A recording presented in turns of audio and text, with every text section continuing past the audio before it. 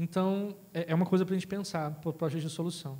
Queria trazer uma última coisa para vocês, que é, já concluindo, que é ao longo das pesquisas que eu tenho feito, das viagens que eu tenho feito pelo mundo, conhecendo outras comunidades surdas, outros pesquisadores surdos, eu vejo que muito do trabalho com crianças surdas ela é feita com crianças já com 8, 9 anos, que trabalham com crianças pequenininhas, da primeira idade, são muito pequenos.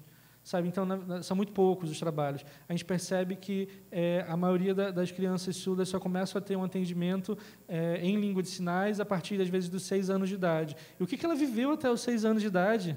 Sabe assim, que demora é essa que foi, que estímulo que ela teve? Então, a gente percebe que as crianças que tiveram esse estímulo nessa idade inicial tendem a chegar nos 6 anos de idade muito proficiente na vida. Elas sabem se relacionar com o que tem ao redor, sabem dar opinião, né? Outra questão que a gente percebe também é que na interação com contação de história, que é uma coisa muito interessante, a gente percebe ganhos muito eficazes. E isso é uma coisa importante de falar. Eu já tive a experiência nesse contexto, eu não sei se vocês já tiveram também, que isso é importante da gente testar e pensar aqui no Brasil também, contar histórias em língua de sinais, sabe? Já existe, eu tive acesso a uma produção no Brasil, eu sei que vocês têm uma produção bem significativa que pode ser utilizada. Então, isso tudo precisa ser colocado, isso tudo precisa ser exposto para essa criança surda, né? A outra questão que eu queria trazer para vocês também seria uma questão que tem sido pouco debatida em muitos espaços, que são as questões políticas de comunidade surda. Que tipo de luta é feita, que tipo de articulação é feita com o governo para a criação de políticas de incentivo a apoio à família, fomento a desenvolvimento da língua de sinais, ao ensino de língua de sinais, né? Isso é muito importante de ser debatido. Então, gostaria de concluir, espero ter contribuído muito com a reflexão de vocês. Obrigado aos intérpretes, obrigado a todos que me assistiram. Nossa, foi uma palestra bem legal, né? Bem interessante. A gente tem um tempo agora, caso vocês queiram trazer perguntas ligadas ao tema que a gente apresentou. Eu queria pedir para surdos ouvintes fazerem uma fila aqui do lado, caso queiram trazer perguntas. Ok? Ficou claro para todo mundo até aqui?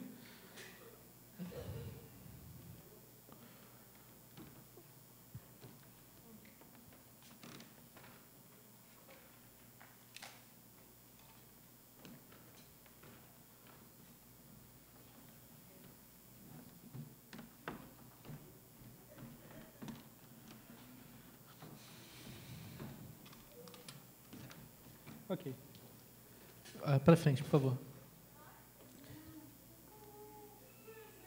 Ok, vamos lá.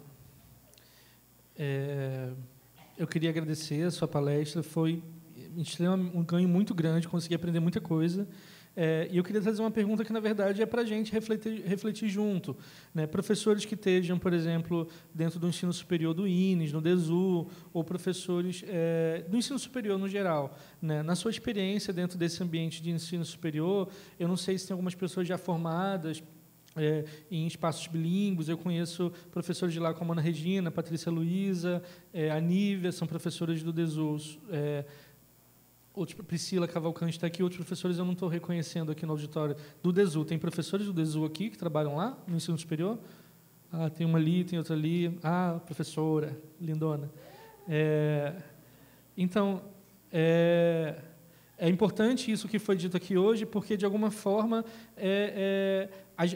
no caso do curso de pedagogia que a gente tem aqui, isso é muito pouco debatido, isso que você falou, e eu acredito que em outros lugares também, porque esse processo de aquisição de língua, dessa aprendizagem de experiência, ela ligada ao planejamento pedagógico, a gente acaba não encontrando. A maioria das metodologias, das formas de planejar, são em cima da criança ouvinte, que já vem de uma imersão muito grande de língua. Então, eu sei que a gente tem problemas políticos, como professor que não sabe língua de sinais, o INES tem uma série de questões sobre impasses que a gente não sabe muito bem identificar onde é que estão, sobre falar em Libras ou não falar em Libras, né? Às vezes, muitos surdos, muitos ouvintes, poucos surdos, para poderem contribuir com a sua própria experiência de vivência, surdos em posições de concurso, sendo professores. Então, quer dizer, eu acho que tem uma série de coisas que precisam ser estudadas, que precisam ser pensadas como políticas, para que a gente possa desenvolver. Eu concordo que tem uma série de coisas que não estão acontecendo aqui no INES, que a gente poderia listar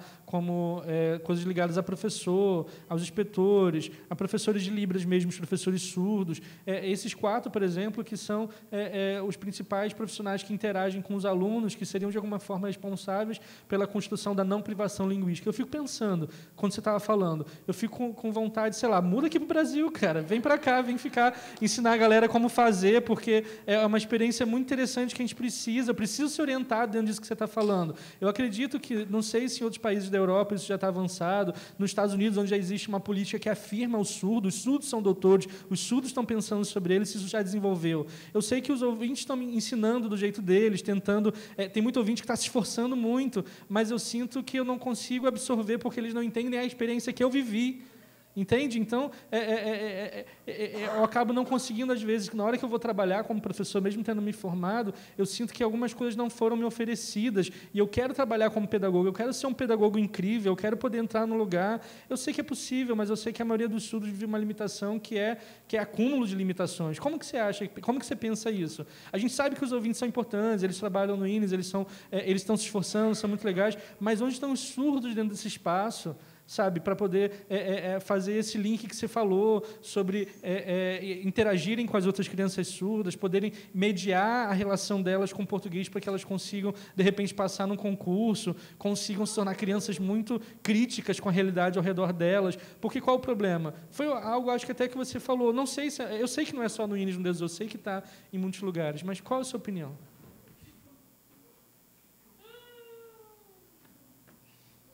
Então, eu agradeço a questão que você colocou. É uma pergunta ampla, né? É uma pergunta com muitas formas. Eu não sei se eu vou conseguir responder tudo que você falou, mas eu concordo com grande parte do que você falou. Eu acho que, quando a gente pensa na realidade mundial das comunidades surdas, mais ou menos... coisa de 2% das pessoas surdas estão vivendo em 2% das crianças surdas estão vivendo em ambientes linguísticos sem restrição linguística. Então, isso que a Ana está, de alguma forma, lutando quando ela se articula com a Federação Mundial de Surdos, quando ela tenta trazer pesquisas para o Brasil, para o INES, e outros pesquisadores aqui no Brasil tentam fazer, de alguma forma, é ter acesso a isso que está acontecendo, e é uma coisa a pensar mais sobre isso. Eu acho que importante para pensar a restrição linguística é começar a pensar em restrição linguística, porque não tem sido pensado. Então, uma coisa importante de ser pensada é um pouco mais de articulação entre surdos e ouvintes, um pouco mais também de articulação entre os próprios surdos, para poderem sofisticar mais o uso da língua, para poderem refletir mais sobre esse uso de diversos espaços. Quando a gente pensa a restrição linguística em diversos ambientes, a gente percebe que a gente tem muitas publicações, muitas pesquisas publicadas aonde? Porque a gente, às vezes, tenta procurar e também é difícil procurar. A gente, às vezes, tenta pesquisar sobre essas coisas, só que, sei lá, é uma pesquisa que não dá ibope, as pessoas não querem ouvir sobre isso. Você chega, às vezes, num programa de mestrado, de doutorado, tentando pesquisar isso, não deixam. Falam que é melhor pesquisar uma outra coisa que está com mais prestígio nesse momento. Então, eu acho que vocês, no Brasil, estão com um momento muito importante para pensar sobre isso, né? Eu sei que muitos surdos aqui vivem ainda a marca de ter experimentado a restrição linguística ao longo do tempo, mas vocês no Brasil têm uma coisa que muitos outros países não têm, que é uma lei que regulamenta, vocês têm um decreto que orienta como fazer, vocês têm pessoas surdas dentro dos ministérios, eu sei que faz pouco tempo, são alguns meses, eles vão ter que aprender ainda como funciona o governo no país, mas é o momento, sabe, de pensar, é o momento de buscar resposta, é o momento de se articular, de achar outras, de chamar quem está lá em Brasília representando vocês e dizer para eles o que vocês querem, produzir unidade nesse país continental que vocês têm, tentando produzir articulação e saber o que está acontecendo em outros lugares. A gente, das comunidades surdas dos outros países, quando ouve o que está acontecendo no Brasil, a gente fica extremamente animado, a gente quer que vocês avancem, a gente acredita que vocês vão avançar. Então, eu queria pedir para vocês para, na hora que trouxerem as perguntas, fazerem perguntas breves e objetivas, tentando não trazer tantas considerações ou exemplos. A gente tem mais ou menos uns 30 minutos para perguntas, a gente queria aproveitar e fazer o máximo de perguntas possíveis. Ok? O Humberto está dizendo que já tem 2 perguntas, vou tentar ser sucinto nas 2. Tá, eu vou perguntar uma, a outra eu guardo para perguntar aqui embaixo quando acabar. Ó, mas não vou comer o espaço de ninguém, não. Pode deixar.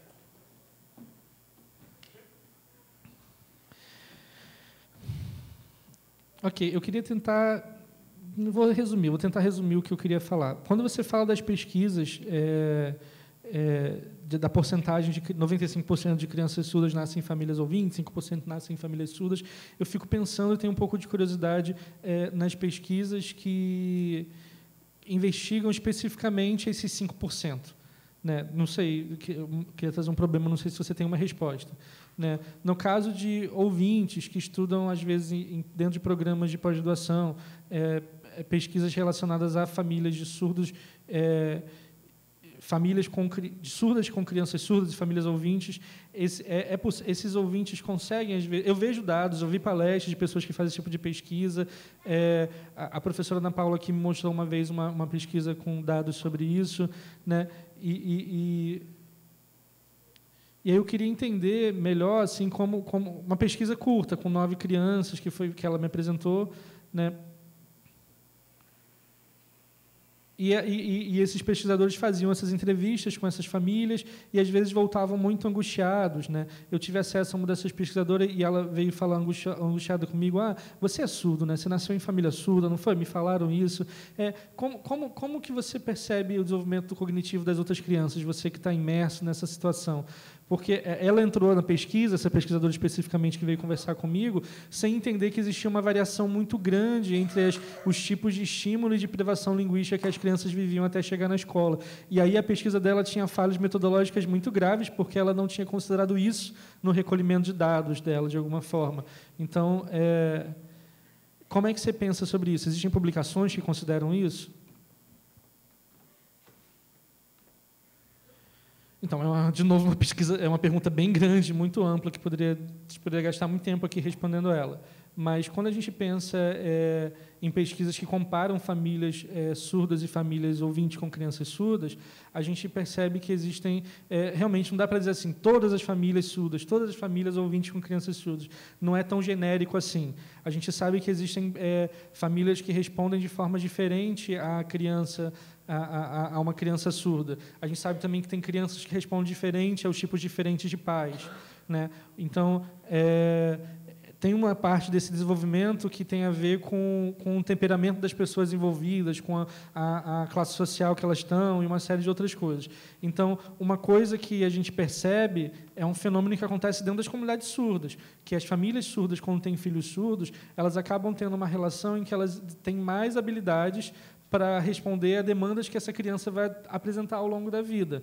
Né? São diferenças críticas, a gente sabe que elas existem, falar cada vez mais delas é importante, mas o que a gente pode investigar e pensar dentro delas? Pensar que realmente as pesquisas precisam observar esse tipo de coisa, principalmente entendendo que depende, sempre depende. São famílias com condição financeira maior, são famílias de ouvintes, mas que são muito fluentes em língua de sinais, são famílias afetuosas, são famílias que acompanham os filhos nessas situações, em outras situações de comunidade surda. Então, quando a gente fala de ver grupos assim, a gente percebe que as famílias surdas se desenvolvem mais, mas sem juízo de valor. Elas se desenvolvem. Se é uma família preconceituosa, o surdo vai se desenvolver como preconceituoso. Ela está, na verdade, mais exposta. Então, quando a gente pensa em avanço, a gente percebe que as famílias, as crianças... Comparando crianças ouvintes e crianças surdas implantadas, crianças ouvintes ainda estão na frente. Comparando crianças surdas e crianças crianças surdas em famílias de ouvintes, crianças surdas em famílias de surdos, o avanço das crianças em famílias de surdo é maior. Então, a gente precisa não só gerar esses dados, mas também fazer análise deles que permitam a gente desenvolver soluções mais críticas para essas questões. Né? A gente está falando muito também de pesquisas com crianças abaixo de 3 anos. Não sei se depois é necessário também fazer pesquisas em outras idades, outras faixas etárias. Uma outra pergunta que eu queria trazer também quando o governo financia, de alguma forma, o aumento do ensino de língua de sinais, né? E no caso do INES, por exemplo, que é um centro de referência, a gente tem muitas famílias ouvintes que os filhos estão matriculados aqui, a gente percebe que a gente às vezes tenta falar com essas famílias, dizer, você matriculou seu filho aqui, é obrigatório que você vá no curso de Libras, sabe? É obrigatório que você vá aprender a se comunicar melhor com seu filho, entender, só que às vezes a gente não pode tornar isso obrigatório, às vezes dizem que pode, às vezes dizem que não pode, às vezes fala que tem que deixar opcional, o pai quer, ele vem, o pai não quer, não vem. Então, como que a gente pode orientar isso de uma forma gentil e dialógica também com esses pais?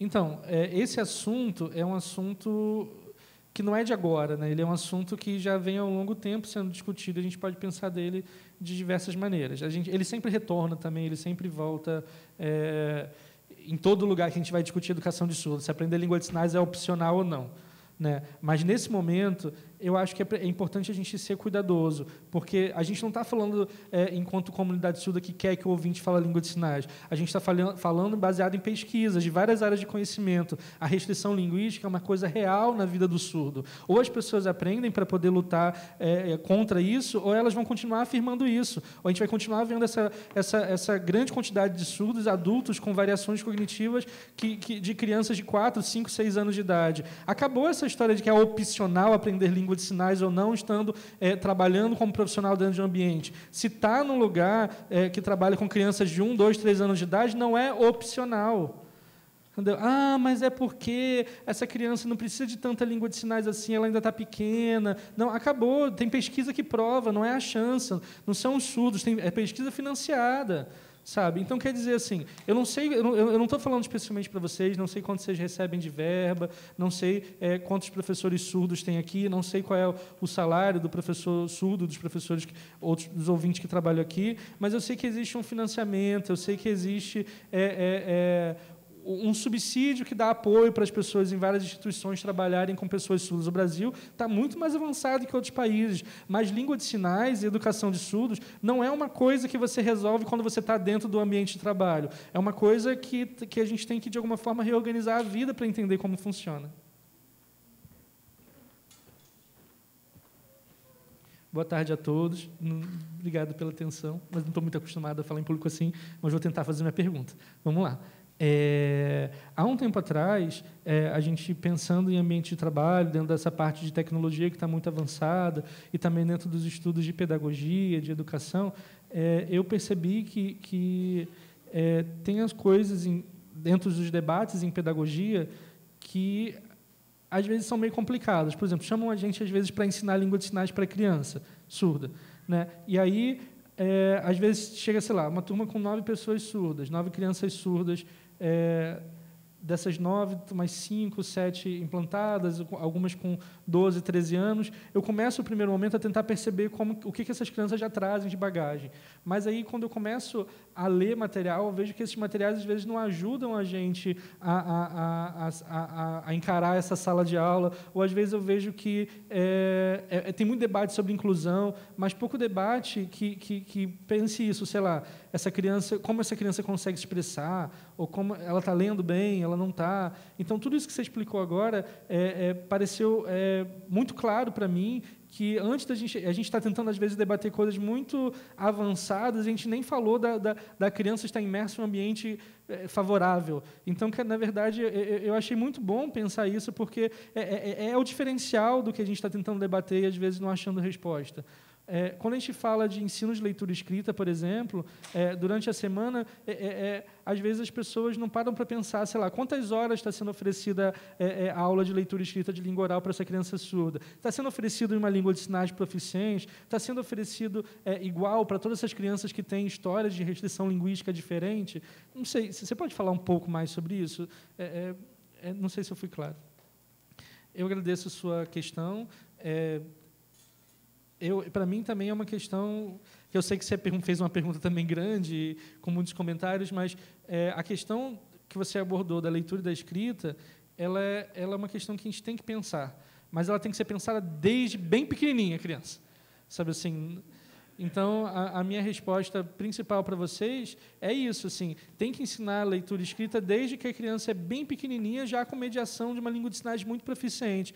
Pensar nisso quando a criança está com 10, 12 anos, são outras questões que você vai ter que resolver ali antes de começar a chegar a 10, 12 anos, falar para ela de leitura e escrita se ela não veio de um ambiente favorável com língua. Então, na verdade, essa variação que a gente chega numa sala de aula e se depara com uma variação gigantesca, ela é fruto dessa restrição linguística que essa criança foi exposta na idade crítica dela. Então, dar conta disso realmente é muito difícil na sala de aula. A gente percebe, tem pesquisas também que mostram isso. Parabéns para você, que tem uma turma com essa variação tão grande de alunos com idades já avançadas para a aquisição de leitura e escrita, mas eu acho que a gente vai avançar muito se a gente resolver. Minha resposta é curta, é isso, tem que estimular desde pequeno com muita sofisticação essas crianças. Primeiro, leitura e escrita também não é uma coisa que vem depois, já é desde pequenininho também.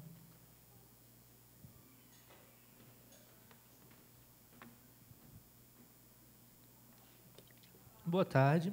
Eu queria saber, eu fiquei curiosa durante a sua fala, se você tem mais informação dentro da sua experiência.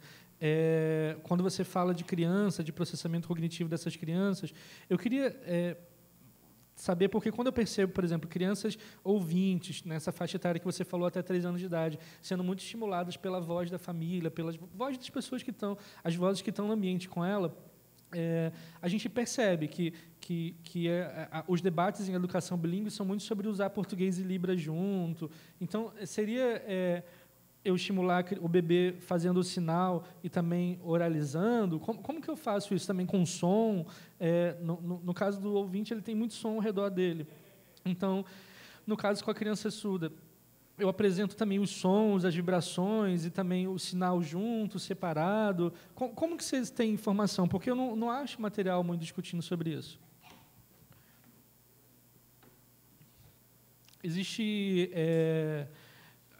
Existem algumas pesquisas, né, que falam sobre o quanto a leitura ela é desenvolvida quando você realmente apresenta o mundo da língua escrita por meio da língua de sinais. Então, se você tem, por exemplo, num processo de contação de história, é um ótimo processo para você apresentar a língua escrita. Mas, naquele momento, você não está preocupado da criança dizer, esse sinal aqui é dessa palavra, esse sinal aqui é dessa palavra. Oralizar enquanto você está sinalizando para fazer ela pensar na língua oral. Não é isso. É um momento que você está contando uma história, às vezes você está mostrando um mural, às vezes você está mostrando uma figura, aí você opta, nesse momento, por fazer uma coisa mais teatral, mais dramática, mais teatrinho para a criança. Não é ficar, tipo, uma hora eu oralizo, outra hora eu sinalizo, outra hora eu oralizo, outra hora eu sinalizo. Não é isso. A gente está falando de a língua de sinais está presente o tempo inteiro, inclusive mediando a relação dessa criança bem pequenininha com as primeiras palavras que ela vai ver aparecendo durante um momento de exposição à língua de sinais. Obrigado. De nada.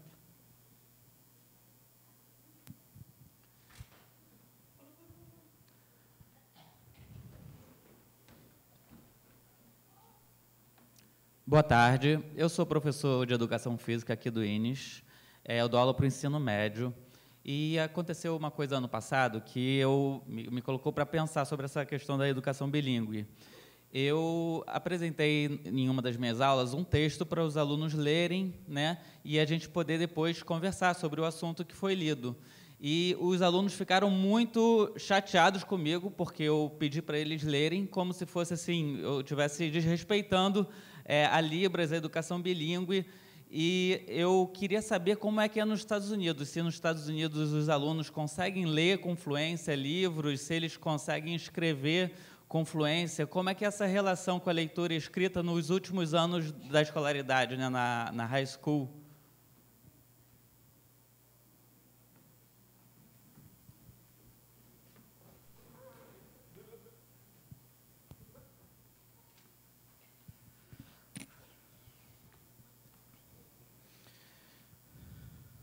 É uma ótima pergunta. É importante a gente pensar e saber como as coisas têm sido discutidas, né? Em outros espaços também. Agora, tipo, pensando um pouco dentro da variação que as próprias crianças ouvintes apresentam em espaços bilíngues, né? Digamos numa escola bilíngue, onde as pessoas apresentem, ao serem estimuladas ou receberem comandos numa determinada língua, elas apresentem diferentes formas de se relacionar com essa outra língua. Isso é normal. Às vezes, no primeiro momento, as crianças receberem um texto numa língua que elas não têm tanto domínio, ou isso pode, às vezes, ter sido motivado por uma primeira criança, ou que não tinha tanto domínio, as outras pessoas foram em defesa. Então, tem coisas para serem pensadas quando a gente fala. Do meu ponto de vista, é bom que a gente dê passos, né? Passos em que sentido? De repente, a gente pega a gente sabe que... Eu não sei como é que está especificamente a situação de vocês no Brasil, mas se existe um histórico que vê de forma negativa o texto, de repente, eu tenho uma outra responsabilidade como professor, que é desconstruir a relação que essa criança teve com o texto até então. Então, talvez, no primeiro momento, seja legal eu falar para ele, esse texto aqui, e você apresenta o texto no momento, despertando a curiosidade nesse aluno, dele saber, essa palavra aqui é esse conceito, isso aqui é legal a gente pensar por causa disso. E, em língua de sinais, você vai mediando esse conteúdo. Não é ficar dando sinal para cada palavra que aparece no texto, não é tradução. É contar o que está escrito nos textos, despertar para eles esse interesse de descobrir, de repente apresenta uma palavra ou outra porque você acha importante. Depois que ele está melhor familiarizado com o texto, entendeu algum vocabulário inicial que você apresentou da sua disciplina para ele, aí você fala, lembra que a gente discutiu aquele texto? Eu estou trazendo um outro texto agora que fala mais ou menos daquilo. Eu vou deixar com vocês levam para casa, e depois a gente volta para discutir eles. Então, na verdade, são textos que podem ser, às vezes, nem coisas diretamente ligadas à sua disciplina, de repente um texto de humor, de repente uma piada, uma poesia, uma outra coisa que você vai fazer. Mas você tem que lembrar que a restrição linguística ela também é opressiva no sentido de que talvez essas crianças já tenham vivido isso, de alguém chegar, dar um texto e jogar em cima dela e dizer, lê. Né, sem ninguém ter mediado a relação dela com o texto, sem ninguém ter dito, esse texto começa assim, na introdução. A introdução é a parte do texto que faz isso, apresenta o tema. Aparece essa palavra aqui é muito importante. Ela tem um sinal, não tem um sinal, ela pode ser entendida assim. E aí você vai debatendo e desconstruindo a relação que a criança tem com o texto, mudando a sensação que ela tem. Né? Então, tem um lugar também que é sentir esse aluno. Um exemplo que eu posso dar seria assim, um esquema seria você traz uma ideia de compreensão geral e, aos poucos, você vai introduzindo a autonomia com o texto. Respondi claramente sua pergunta? Não sei se foi. Foi? Cadê o professor? Ok? Foi? Respondi? Sentiu satisfeito? Ficou alguma questão ainda? Está de boa? Ele tem uma dúvida ainda.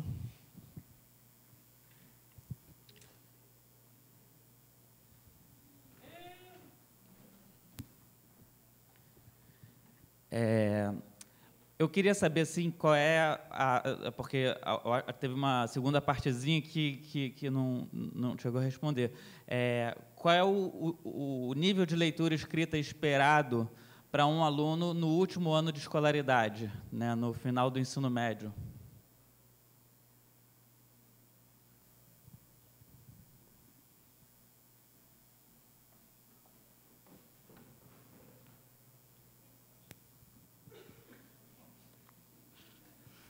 Ok, vamos lá.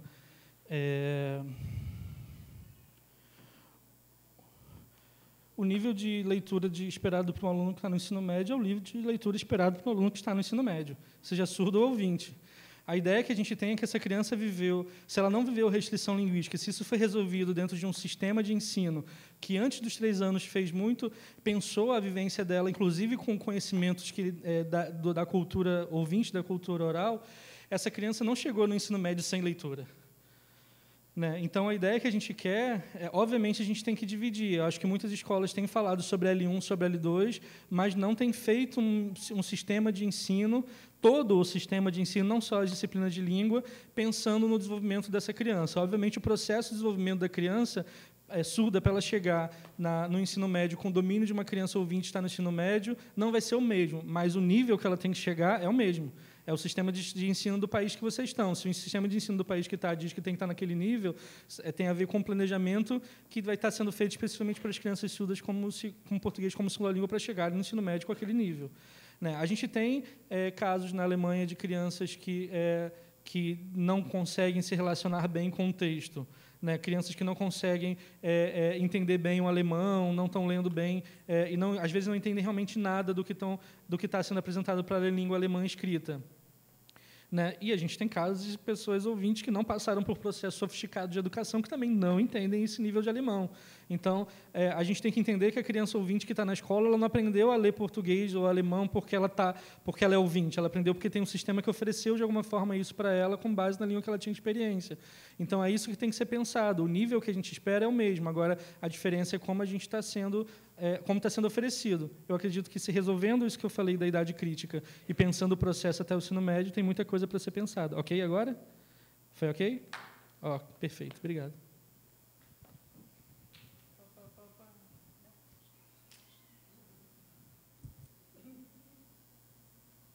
Eu gostei muito dessa palestra.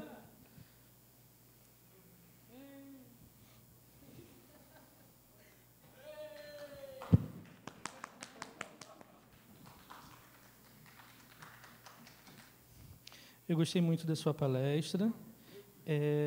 Eu trabalho no INES há 1 ano e meio. Eu sou médica aqui do INES, médica, e sou pediatra. Né? Eu vou fazer uma pergunta em português, que eu estou um pouco nervosa para falar tudo em libras.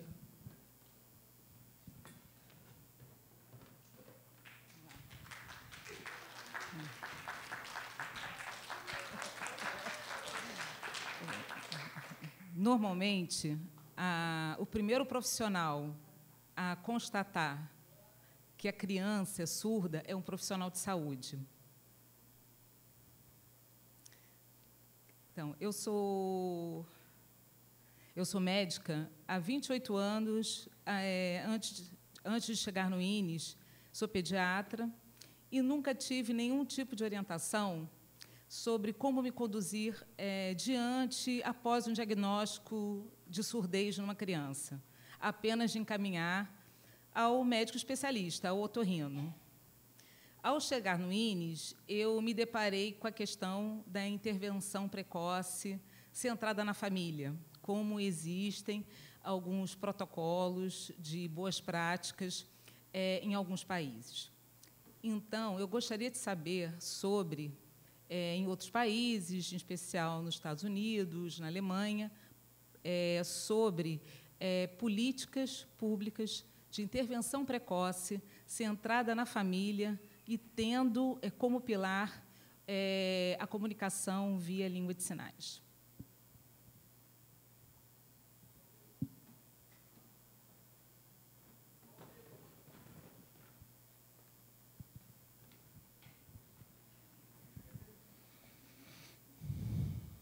É uma pergunta excelente e muito importante de ser feita dentro das pesquisas que a gente falou agora. Isso cai nesse campo do finalzinho, que eu comentei muito rapidamente, que é o das políticas. Né? Então, no meu caso, eu sou uma pessoa surda. Né? E nasci como pessoa surda, vivi num ambiente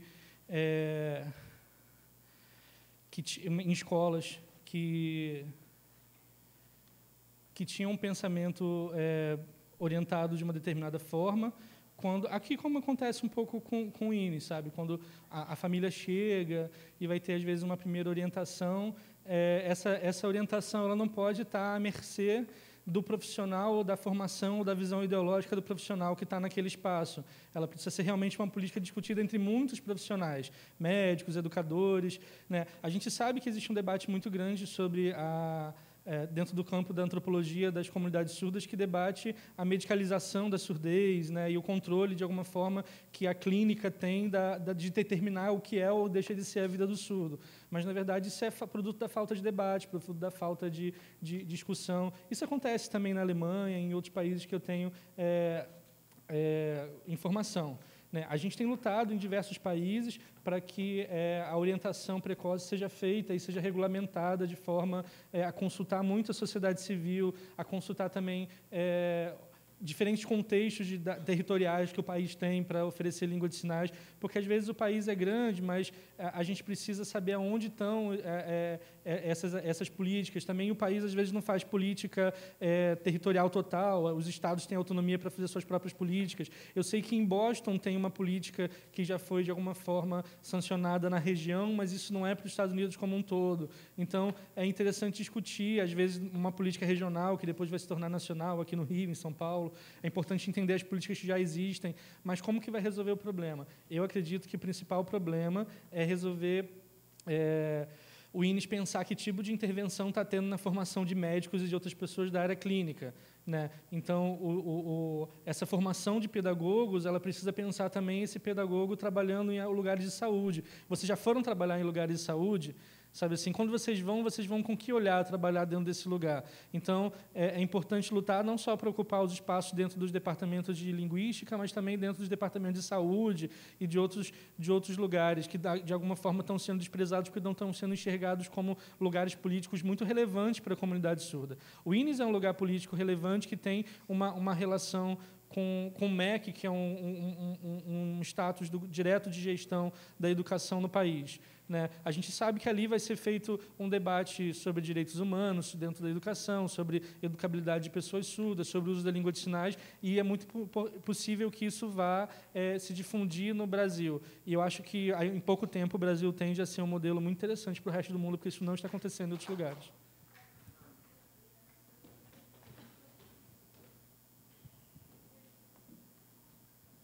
Então, dentro das perguntas, a gente quase fechou ali as perguntas. Eu queria trazer mais uma pergunta, né? Tem 2 professores surdos que querem muito fazer uma pergunta. Acabou o nosso tempo, mas a gente pode continuar? Então, a gente abre, então. Pergunta para mim, mas pergunta para os intérpretes também, que eu aguento. Não sei se os intérpretes ali aguentam. Vocês aguentam? Então, vamos lá.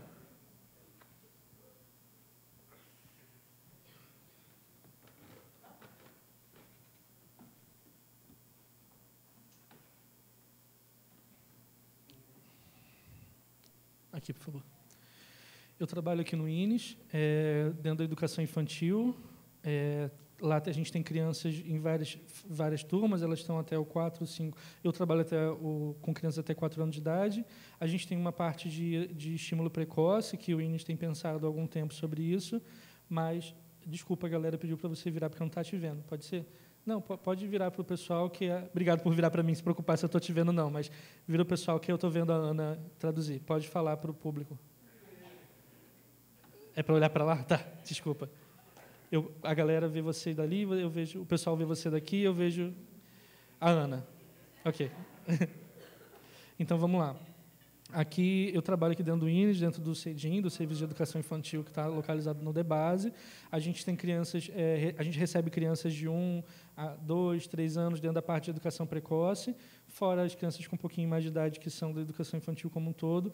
O meu trabalho acaba sendo muito pouco tempo da carga horária com eles. É uma vez por semana só, né? E você acha que esse é um tempo suficiente? Qual seria o tempo suficiente para trabalhar língua de sinais, para desenvolver todas essas questões cognitivas?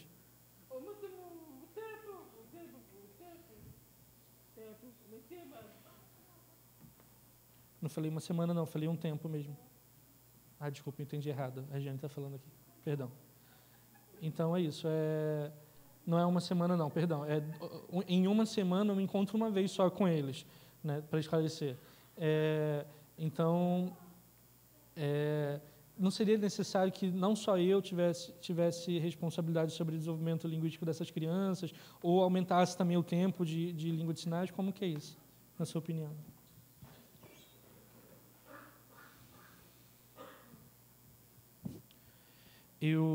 Ok, deixa eu esperar. Então, ok? É a primeira vez que eu venho ao INES, né? Como eu falei para vocês, é muito emocionante, mas eu também conheço pouco do sistema de organização do ensino aqui com vocês. Mas é legal saber já um pouco do que você está me falando, para pensar junto, né? Então, quando a gente fala de crianças nessa idade como um todo, se a gente deveria ter esse tempo, aquele tempo maior, eu penso que, assim, existem coisas a serem observadas. Em primeiro lugar, essas crianças precisam interagir com todo mundo que está na instituição. Essas crianças precisam ser estimuladas em cima de planejamentos, no caso da instituição, e também ser estimulada pela própria família na relação que ela vive fora da escola. Outra coisa importante de ser observada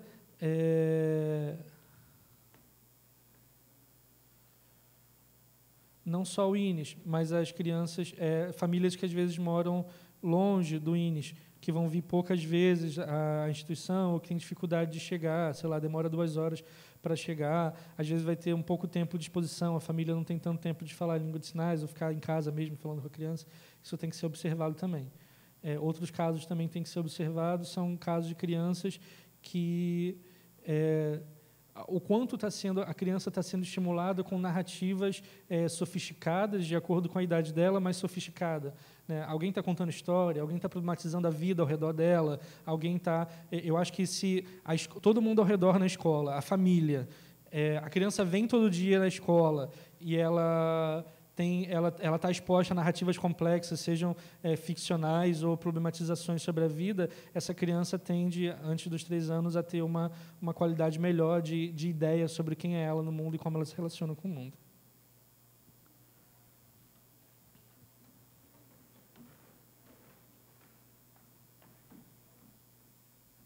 Boa tarde.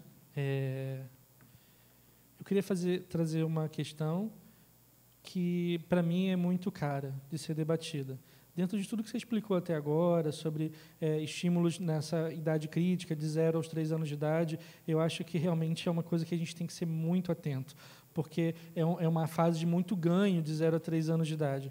Mas como que a gente vai fazer isso? Como que a gente vai desenvolver estratégias sofisticadas, como você falou, políticas linguísticas que orientem com mais clareza como as pessoas devem proceder ou como as instituições devem se organizar, para pensar desde o momento de nascimento da criança, produzir orientações, porque as orientações em massa são de reabilitação auditiva, como a inserção de implante. Né? Existem o que está politizado é o senso comum de que língua de sinais atrapalha a aquisição de língua oral, que precisa gastar muitas horas em terapia de fala. Né? Por mais que o INES não faça isso de alguma forma, ainda a gente é considerado um pouco fraco no estímulo de língua de sinais. Né? Existe uma referência no INES, um imaginário de que o INES é um um ambiente linguístico muito sofisticado. Né? E isso, na verdade, não está acontecendo porque, de alguma forma, a gente não está sofisticando esse ambiente para poder se deparar com problemas pedagógicos reais. Então, eu entendi e concordo muito que de 0 a 3 anos é muito importante, e a gente, como instituto, tem que pensar isso enquanto escola. Né? Mas também pensar o quanto... o que a gente faz com essas crianças que chegaram já com uma vivência muito grande de privação linguística, com esse pensamento clínico muito engendrado nelas.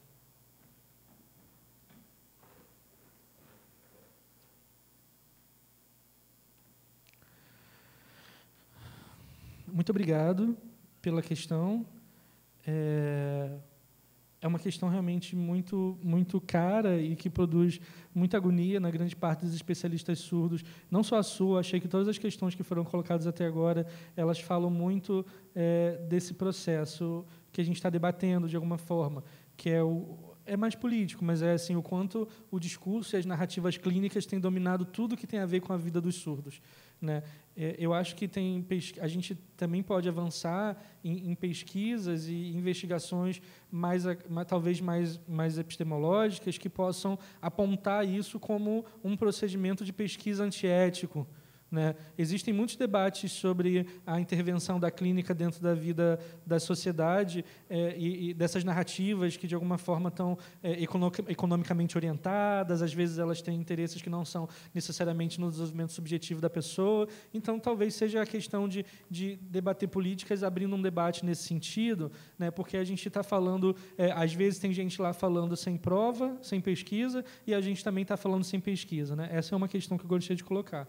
Outra questão também é rebater essa narrativa clínica tão fixada, tão engessada, com pesquisas atuais, modernas, que refletem a situação contemporânea das crianças surdas. E é isso que eu vim compartilhar aqui com vocês. Discutir privação linguística tem sido hoje uma estratégia epistemológica, uma estratégia científica da gente conseguir comprovar que tem muito financiamento do governo sendo dado para políticas que não têm gerado efeitos reais de desenvolvimento cognitivo das crianças. As crianças continuam crescendo. São anos de investimento em uma determinada visão e as pessoas surdas continuam ocupando, às vezes, os mesmos lugares na sociedade. Né? Não só de financiamento governamental, às vezes, financiamento da própria família, que gasta muito com vários tipos de terapia e tecnologia e que nem todas dão o efeito que prometem dentro da publicidade que elas fazem que vão dar. Então, a proposta que eu dou para você e para vocês, eu conheço você, eu sei da sua luta, eu sei de como você tem feito ela também dentro da academia, eu fico feliz que você esteja participando ainda desse movimento todo, mas uma sugestão então que eu dou para você e para outras pessoas que queiram lutar por isso é: observem para que o sistema que trabalha com reabilitação da fala repense as suas questões, repense a pessoa surda. Não, pode talvez entrar dentro desse espaço clínico, fazer pesquisa em parceria, convidar essas pessoas para refletirem também.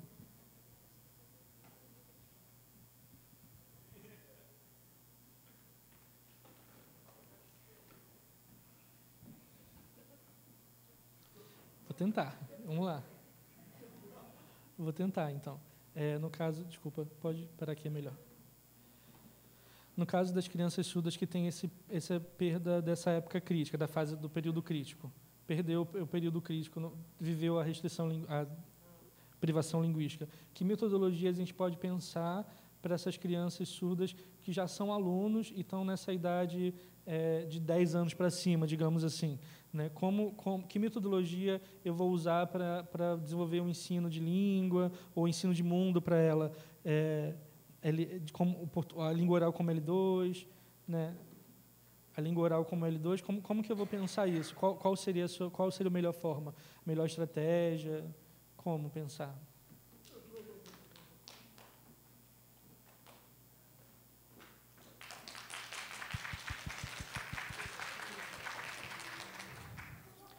Então, parabéns pela sua pergunta. É uma pergunta muito importante da gente pensar junto. Para mim, quando a gente pensa em crianças com uma idade um pouco mais avançada, além da fase crítica que eu estava falando, a gente pode pensar também a privação linguística e seus efeitos em outras idades. Né? Como que eu ensino para crianças que viveram diferentes contextos de privação linguística acima de 10 anos de idade?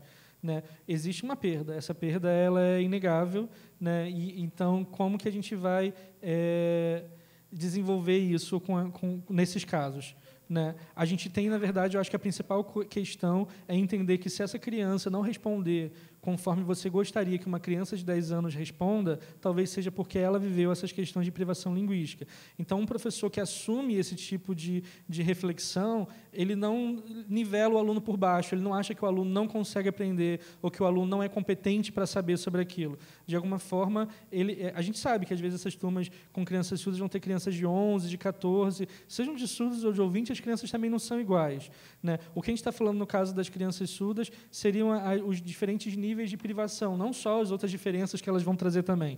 Isso é muito difícil. A gente sabe que é isso que acontece, mas é muito difícil trabalhar com crianças com idades diferentes, com habilidades diferentes de língua de sinais, de leitura e escrita. Né? Então, eu sei que a gente está tentando, tem que se fazer uma política para essa criança de 0 a 3 anos e não negar as outras crianças. Então, a minha questão talvez seja para essas crianças, dentro da pesquisa que eu apresentei para vocês, seja assumir que uma série de coisas que ela viveu de privação linguística vão dificultar ela nesse outro momento da aprendizagem. Né? E aí investigar e ter mais contato com pesquisas que falam dessa faixa etária. Né? Porque a minha pesquisa é mais na época crítica, na fase crítica, no período crítico que as crianças vivem a restrição, mas podem ser feitas pesquisas em outras idades.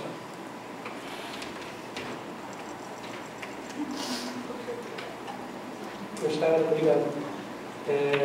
A gente já são 4h19. A gente iria a gente começou mais ou menos 2h30, eu acho que foram quase 2 horas excelentes, muito satisfatórias. Para mim também foi muito emocionante estar junto com vocês, interagir, ouvir a pergunta de vocês.